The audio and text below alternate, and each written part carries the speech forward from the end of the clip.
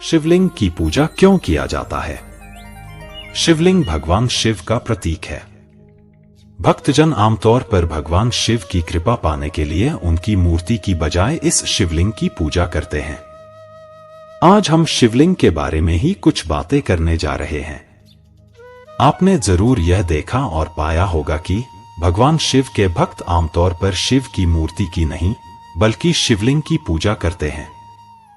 तो क्या आपने कभी सोचा है कि भक्त शिव की मूर्ति की बजाय शिवलिंग की पूजा क्यों करते हैं? क्या शिव की मूर्ति की बजाय शिवलिंग की पूजा करने से भगवान शिव प्रसन्न होते हैं? शिवलिंग की पूजा का क्या कारण है? सबसे पहले शिवलिंग की पूजा किसने की थी? शिवलिंग कहां से आया? भगवान शिव का लिंग क्यों काटा गया? तो आइए आज शिवलिंग के बारे में ये बातें जानते हैं।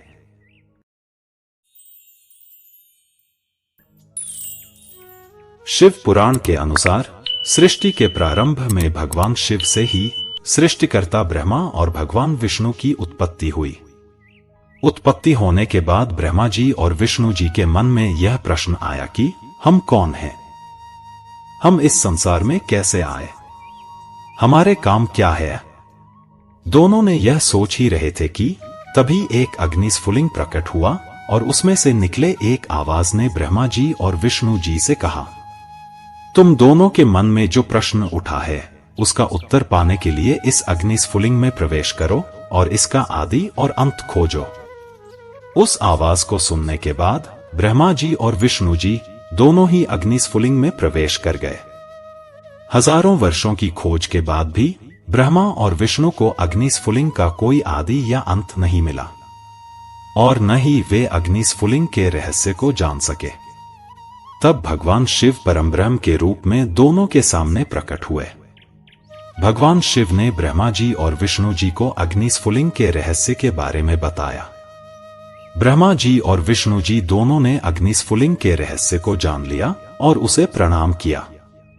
तब निराकार अग्निस्फुलिंग ने आकार लिया और ज्योतिर्लिंग स्वरूप शिवलिंग बन गया। तब ब्रह्मा जी और विष्णु जी दोनों शिवलिंग की पूजा करने लगे। यही पहला ज्योतिर्लिंग स्वरूप शिवलिंग है जो सृष्टिकर्ता ब्रह्मा और भगवान विष्णु के सामने प्रकट हुआ था। और सृष्टिकर्ता ब्रह्मा और भगवान विष्णु शिवलिंग की पूजा करने वाले पहले व्यक्ति हुए। भगवान शिव आदि और अंत के देवता हैं। परमेश्वर भगवान का कोई आकार या रूप नहीं है। परमेश्वर भगवान निराकार है। इसलिए भगवान शिव की पूजा शिवलिंग के साकार रूप में की जाती है।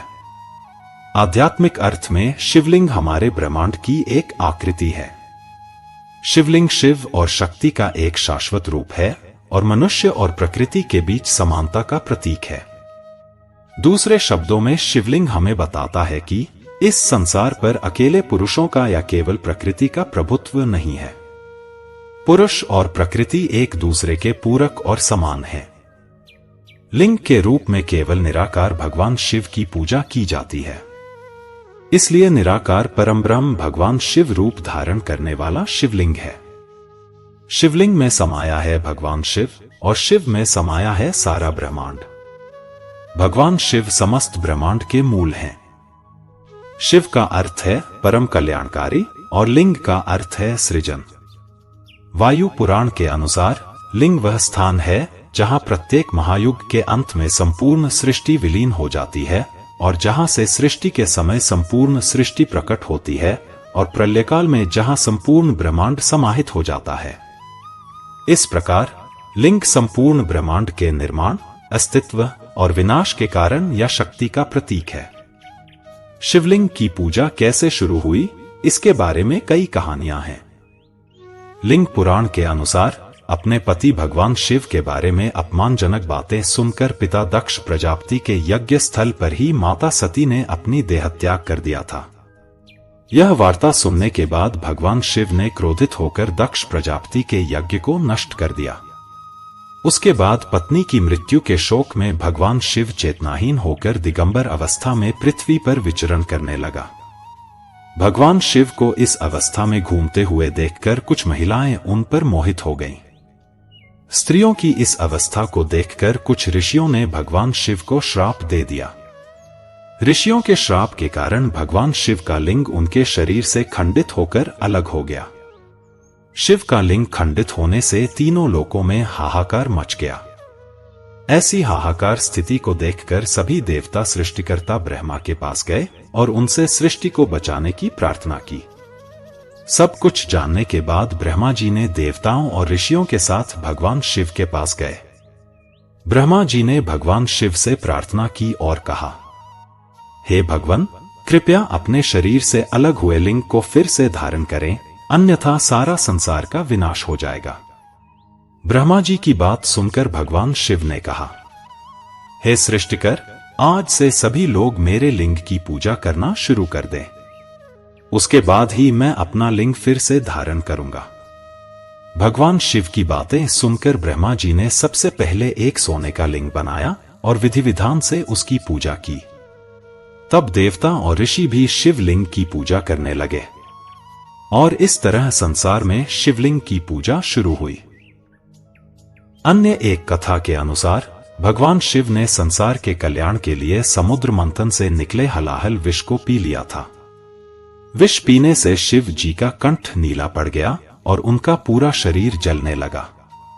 तब देवताओं ने शिव के शरीर को जलन से मुक्त करने के लिए शिवलिंग पर जल डालना शुरू किया।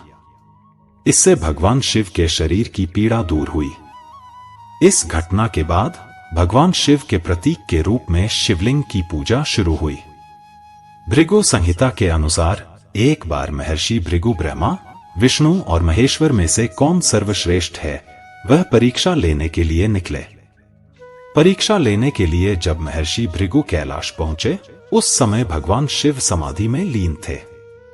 इसलिए शिव के गणों ने भृगु को अंदर प्रवेश नहीं करने दिया और उन्हें कैलाश के द्वार पर ही रोक दिया।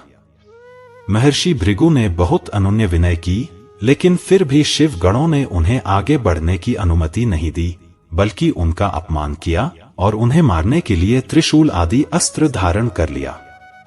जब भृगु ने देखा कि शिवगण उन्हें मारने के लिए आ रहे हैं, तो वे भागने लगे और शिवगण उनके पीछे भागने लगे। कुछ समय भागते भागते महर्षि भृगु थक कर रुक गए। तब क्रोधित भृगु ने सोचा, हे भगवान शिव, मैंने त्रिदेवों की परीक्षा लेने निकले हैं। इसी परीक्षा के अंतर्गत आज मैं कैलाश पर आपकी परीक्षा लेने आया हूं, परंतु आपके गणों ने मेरे साथ ऐसा दुर्व्यवहार किया है। और तो और, आपने मुझे अपने गणों से बचाने के लिए भी आगे नहीं आए। इसलिए आज मैं आपको श्राप देता हूं कि कलयुग में कोई आपकी पूजा नहीं करेगा। श्राप मिलने के बाद शिवजी की समाधि टूट गई। तब भगवान शिव भृगु के सामने प्रकट हुए और कहा, हे महर्षि भृगु, आपने मुझे जो श्राप दिया है उसे वापस ले लीजिए। इस सृष्टि की निर्माण और संचालन में मेरी भी भूमिका है। यदि आप मुझे ही इस सृष्टि से निकाल देंगे तो इस सृष्टि में कुछ भी शेष नहीं रहेगा। अगर मैं निर्माण कर सकता हूं तो विनाश भी कर सकता हूं। भगवान शिव की बात सुनकर ऋषि भृगु ने कुछ देर सोचा और महसूस किया कि भगवान शिव सही हैं। अगर वे निर्माण कर सकते हैं तो वे विनाश भी कर सकते हैं। तब ऋषि भृगु का क्रोध शांत हुआ। भृगु ने भगवान शिव से कहा, हे भगवान, आप जानते हैं कि एक बार दिया गया श्राप वापस नहीं लिया जा सकता है। इसलिए मैंने आपको जो श्राप दिया है मैं भी उसे वापस नहीं ले सकता। लेकिन मैंने अपना श्राप थोड़ा बदल दिया है। कलयुग में आपकी पूजा होगी, लेकिन इस भौतिक रूप में आपकी पूजा नहीं होगी। कलयुग में केवल आपके ब्रह्मांड रूपी लिंग रूप की ही पूजा होगी।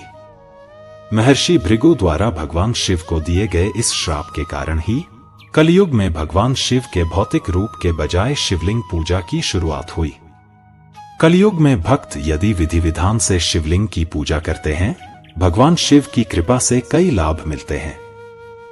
यदि आप शिवलिंग की पूजा भक्ति से करते हैं तो विवाह योग्य कन्याओं को योग्य वर प्राप्त होता है, निःसंतान दंपतियों को संतान प्राप्ति होती है, धन, ज्ञान और मोक्ष की प्राप्ति होती है। जिस स्थान पर शिवलिंग की पूजा की जाती है वह स्थान तीर्थ स्थल बन जाता है। शिवलिंग विभिन्न प्रकार के होता है। हालांकि पूरे भारत में केवल 12 ज्योतिर्लिंग हैं। ये 12 ज्योतिर्लिंग मनुष्य द्वारा निर्मित नहीं है। मान्यता है कि ये ज्योतिर्लिंग स्वयं ही प्रकट हुए थे। मित्रों, हमें उम्मीद है कि आज की कहानी आपको जरूर पसंद आई होगी। आगे अन्य एक नई कथा के साथ फिर मिलने की आशा से और आप सभी के कुशल कामना के साथ आज के लिए विदा लेता हूं। धन्यवाद। जय श्री कृष्ण।